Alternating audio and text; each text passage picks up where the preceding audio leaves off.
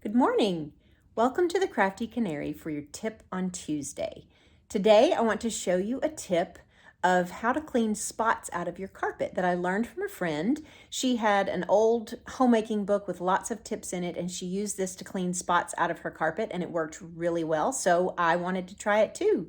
So yesterday I tried it on a spot in my dining room, which this dining room has carpet, which I don't quite understand why anyone would do, but when we moved into the house, there were tons of spots on the carpet, and we just haven't been at a place where we can replace the carpet yet, so I'm trying to get some of those spots out.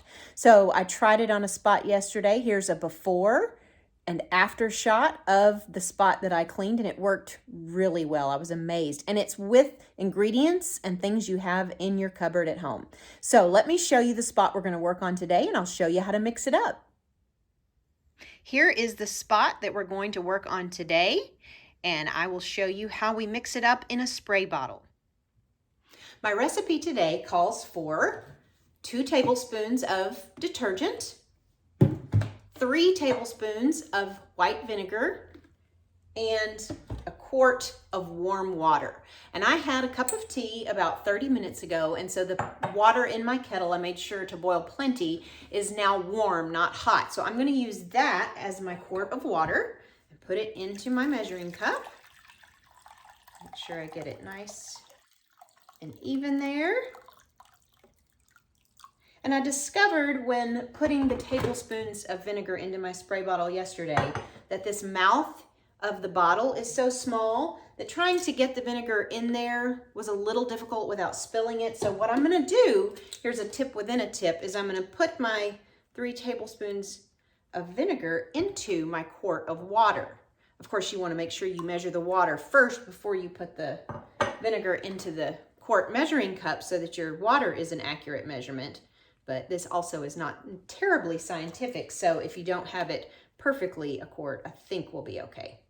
But then we're going to do 2 tablespoons of the laundry detergent. Now, I don't want to mix my food tablespoons with my laundry detergent. I know I'm going to wash it in the dishwasher, but I still don't want to have detergent in something I'm also going to have food in. Vinegar's okay because it's food as well. But I don't have any dedicated measuring spoons for detergents and things like that, and I didn't want to run out to the store, but I did have some extra lids. I keep these. So what I did was measure 2 tablespoons of water, see where that went up to, made a mark, and that's where I'm going to measure my detergent to.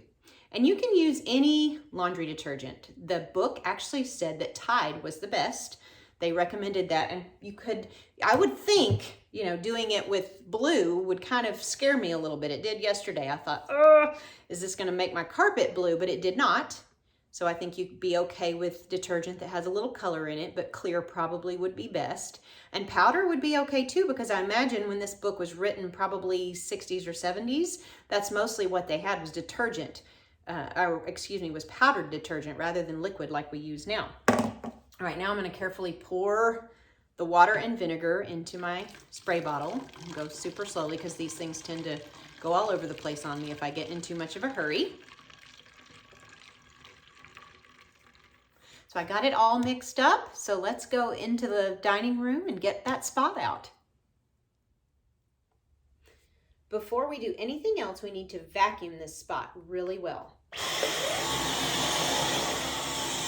Now we're going to spray our spot really well. And I've got a white rag here that I'm going to work it in with. So I'm really going to just rub it in good and make sure that it's cleaning that spot. And if I see that it's not quite coming up, I might add a little more.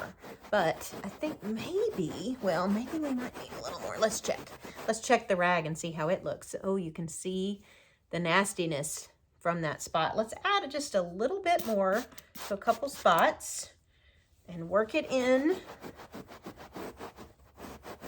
Now, the book did not say to rinse it. If you feel better about it and if it really begins to suds up and you want to rinse it with clear water, put some on a rag and wring it out, and then just kind of do this same thing with the clear water. And now I'm going to go a couple more times.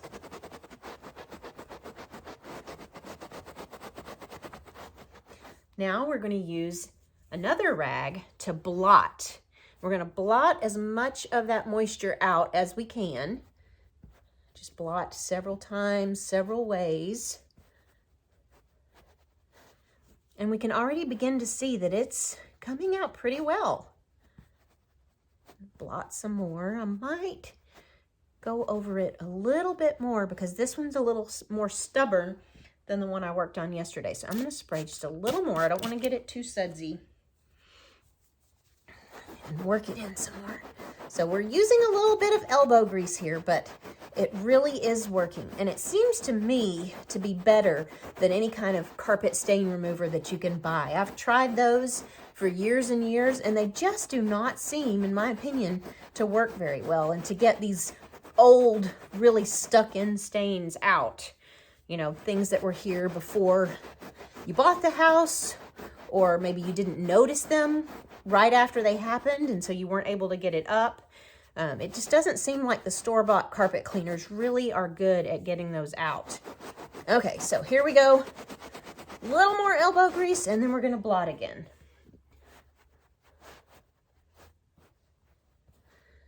Blot some more. And it looks pretty good.